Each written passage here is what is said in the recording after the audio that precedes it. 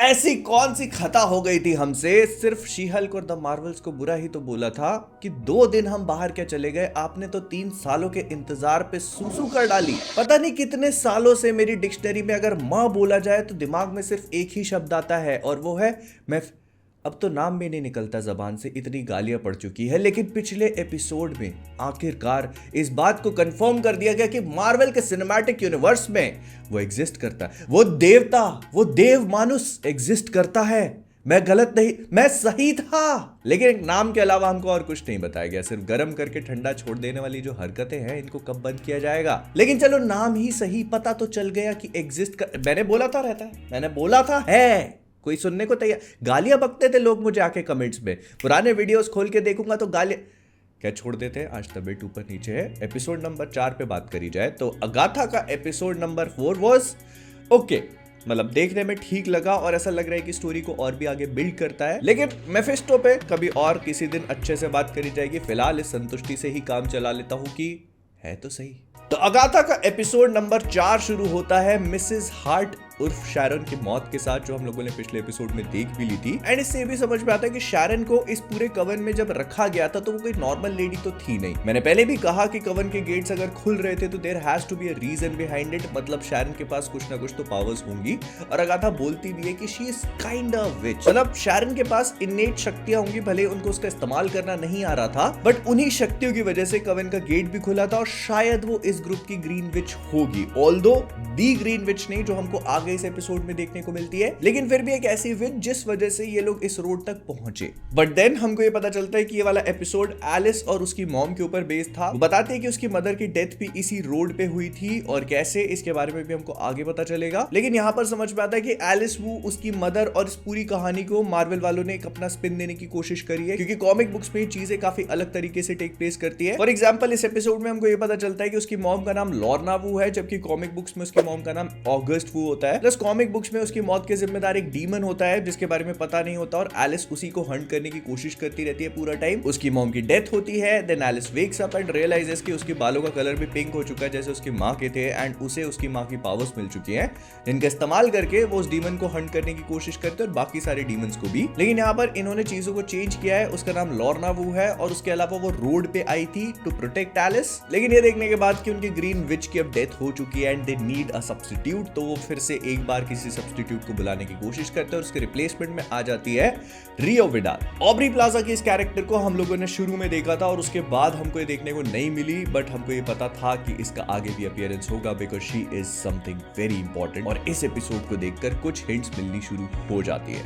अब वो कैसे, उसके बारे में आगे बात करेंगे। लेकिन इसी विचेस रोड पे चलते चलते ये लोग एक कुटिया के सामने आते हैं जिसके दरवाजे पर वैक्सिंग मून का साइन बना हुआ है। अब अगर आप लोग नहीं जानते तो जो मून के फेजेस होते हैं उसमें एक वैक्सिंग मून भी होता है। जब न्यू मून से फुल मून की तरफ चांद जाता है तो थोड़ा सा बड़ा होता जाता है और इसी को वैक्सिंग मून कहा जाता है। एंड पिछले एपिसोड की तरह इस एपिसोड में भी जब ये लोग रोड से किसी एक जगह पर पहुंचते हैं, मतलब एक कुटिया, एक घर, जहां पर भी पहुंचते हैं जिसको हम लोग इन विचेस की ट्रायल बोल सकते हैं, तो वहां पर एस्पेक्ट रेशियो चेंज हो जाता है जो हम इस एपिसोड में भी देखते हैं। एंड ये वाली ट्रायल की पूरी थीम 70s, 80s और 90s का जो रॉक म्यूजिक हुआ करता था, डिस्को कल्चर, रॉक म्यूजिक, कुछ उस तरह की फील होती है क्योंकि सारी चुड़ैलों के कपड़े बदल जाते हैं, तो गलत हो गया। But there are things to be noticed here, क्योंकि यहाँ पर दीवारों पे बने हुए हैं विचेस की जो ट्रायल हुआ करती थी, मतलब उनको जब जला दिया जाता था तो उनके फोटोज और उनके पोस्टर्स, एंड उसके साथ में कुछ रॉक बैंड के पोस्टर्स भी लगे हुए हैं जिसमें से एक फ्लीटवुड मैक का नाम है।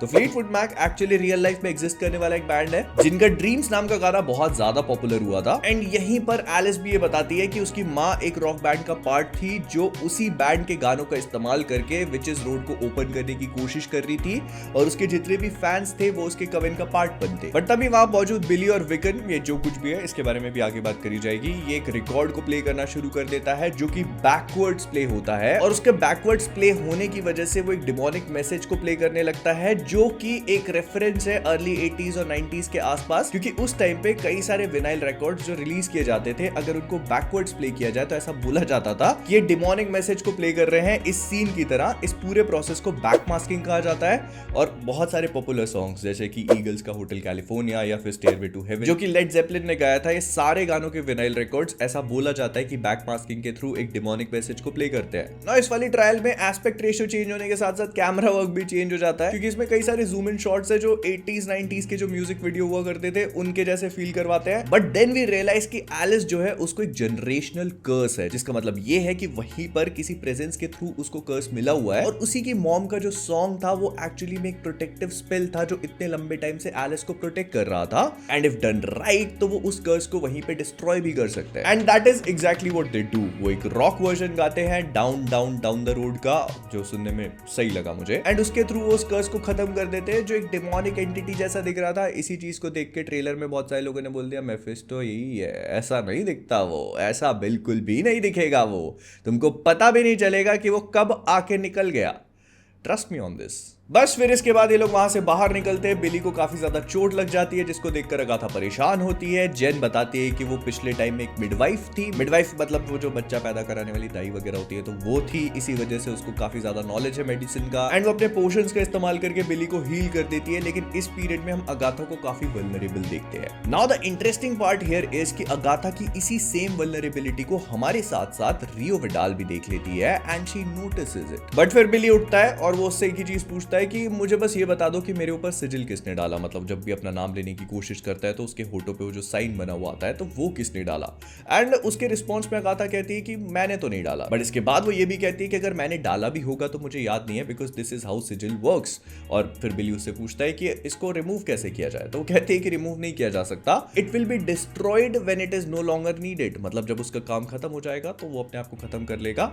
But the question here is कि आखिरकार बिली के ऊपर वो सिजिल डाला किसने, क्योंकि अगाथा उसमें अपना बेटा निकोलस ढूंढ रही है और हम सबको पता है कि there are very high chances कि ये निकोलस ना होकर वांडा का बेटा विकन हो, जो खुद इस बात को जानता है। And this is why he is on the witches road, ताकि वो उसके अंत तक पहुंचकर अपनी मदर को रिवाइव कर सके। लेकिन फिर हम लोग देखते हैं कि जो कवन है वो बैठकर अपनी पुरानी कहानियां शेयर कर रहे हैं, अपने स्कार्स बता रहे हैं जो उन्हें बैटल के टाइम पे मिले थे। और तभी अगाथा आती है, अपनी एल्बो पे एक स्कार दिखाती है और कहती है कि उसको एक निटिंग नीडल की वजह से मिला, जो कि डॉटर्स ऑफ लिबर्टी ने उसे दिया था। मजे की बात है कि Daughters of Liberty Marvel Comics और रियल लाइफ दोनों में एग्जिस्ट करते हैं। पहले आपको रियल लाइफ का बता देता हूं। तो जो अमेरिकन रिवॉल्यूशन हुआ था उसमें डॉटर्स ऑफ लिबर्टी ने सन्स ऑफ लिबर्टी की मदद करी थी। वो काफी बड़ा ग्रुप था जो कि आर्मी यूनिफॉर्म सीते थे और उसके साथ में जो भी बुलेट्स आती थी उनको मेल्ट करके सोल्जर्स की मदद करते थे। और उनके स्विंग नीडल या फिर निटिंग नीडल का ही यहाँ पर रेफरेंस दिया गया है, जिससे अगाथा को वो चोट लगी। बट कॉमिक बुक्स में इनका इंपॉर्टेंस और रेलेवेंस और भी ज्यादा है, क्योंकि ये सुपर विलन्स के खिलाफ फाइट करती थी और इस ग्रुप की एक बहुत ही प्रोमिनेंट मेंबर रही है पेगी कार्टर, जिसको डॉटर्स ऑफ लिबर्टी एक बहुत ही इंपॉर्टेंट मिशन देती है और वो है स्टीव रॉजर्स के अंदर सुपर सोल्जर सीरम डलवाने का। And that is what she does. और मार्वल कॉमिक्स में तो वो प्रेजेंट टाइम तक एग्जिस्ट भी करती हैं। बट फिर होती है एक बहुत ही इंपॉर्टेंट कन्वर्सेशन, क्योंकि ऑब्री प्लाजा के कैरेक्टर रियो जो है वो कहती है कि उसने बहुत पहले अपना काम पूरा करने के चक्कर में किसी लव्ड वन का दिल तोड़ दिया था और वही उसका सबसे बड़ा स्कार है। एंड वी ऑल नो कि उसने किसको हर्ट किया है, अगाथा को।